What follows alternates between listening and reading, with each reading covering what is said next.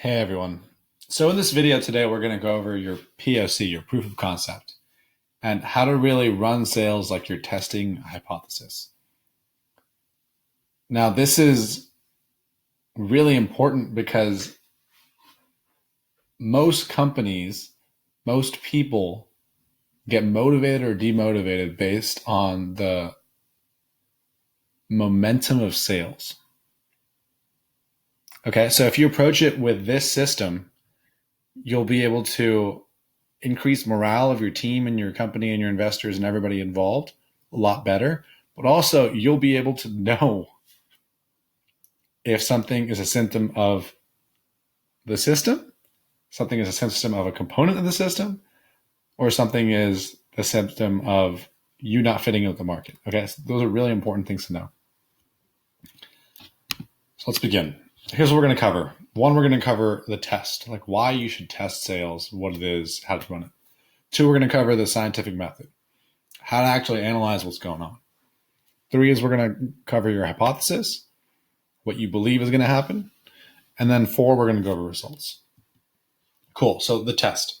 This is incredibly important.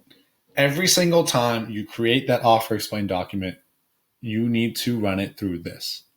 30 calls, 10 offers, 3 sales. You're going to have 30 conversations with people. 10 of them, you're actually going to present that offer explain document and talk them through it. By present, you mean talk them through it, don't actually give it to them. And then out of those 10 offers, you should get 3 sales. Okay, these are the rough benchmarks. Everything in your body will scream to tweak the offer explain document. Okay?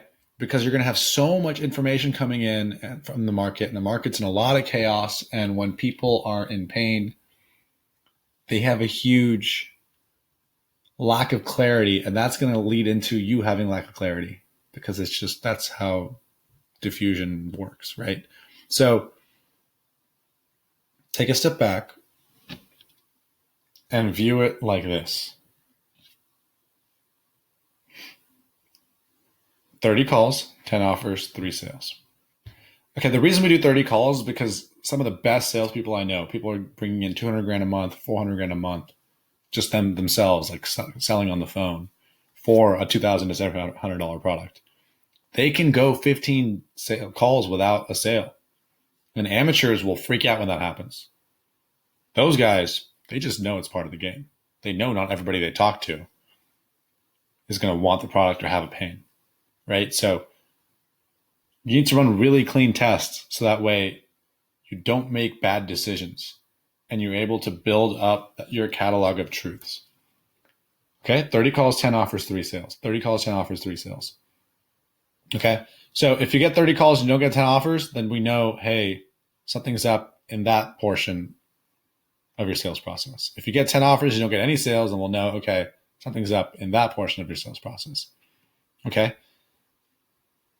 If you just run through a sales call and a sales call and a sales call and a sales call, and you don't follow this process and you don't test things cleanly, we won't know what's wrong. We won't know how to fix it.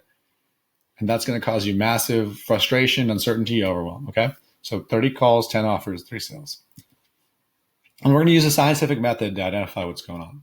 So we're really taking that offer explain document, that's your hypothesis. This is what we believe the journey people want to go on is, right? And that's based on your observations of the data you already have. And then you're going to go ahead and you're going to test. So you're going to have 30 calls, 10 offers, 3 sales, right? Then you're going to see, hey, what happened when we did 30 calls? Did we get 10 offers? Did we get 3 sales? If you have 30 calls, it's statistically sound. But when you test a different hypothesis against this, maybe a new offer explain, we're going to have to run some statistical analysis to identify, hey, this is better or worse, right? Then you're going to accept or reject the hypothesis. So did we get 3 sales? Were we able to get 10 offers? And then we're going to observe what's actually going on. And then we're going to create a new hypothesis. Okay? So this is really important because you can't just have any hypothesis, right? A lot of people, when they run these tests, the reason they have such a lack of clarity in the go-to-market process is because they start testing multiple things at a time. And to find the truth, you can only test one hypothesis at a time, one variable at a time. So Either you're going to test a market hypothesis, you're going to test a problem hypothesis, or you're going to test a solution hypothesis. Okay? So we're going to use your previous data to fill these things in. And that's really why we only let people in that have previous sales or have already used this process in a separate company. Because you can't test all three at the same time. So right now, your offer explain is your solution. Right? I'm assuming you know what your market is and you know what the problem is. Right? So now you're going to present that market with this solution. Okay? If that solution works, great. And you want to expand to new markets, great. Let's test a new market. Do they have the same problem? Does this solution work for them? Right? Or maybe it's the same market, but you want to test a different problem. Does this solution work for them? If you test multiple things, we won't know what's working, what's not working. Okay? Results. You will not know what success is, so do not deviate until you have 30 calls. Don't change the market hypothesis. Don't change the problem hypothesis. Don't change the solution hypothesis. Don't say, oh, we didn't have this feature. Or, oh, we're actually just targeting the wrong people. You cannot make those decisions, conclusions, have any semblance of the truth until you have 30 calls. Once you have 30 calls, keep doing the calls until you have 10 offers made. How many calls does it take to get to 10 offers? Once you have 10 offers made, don't deviate until you have 3 sales made. How many offers does it take to get to 3 sales? Look, patterns and breakthroughs will emerge from you staying the course.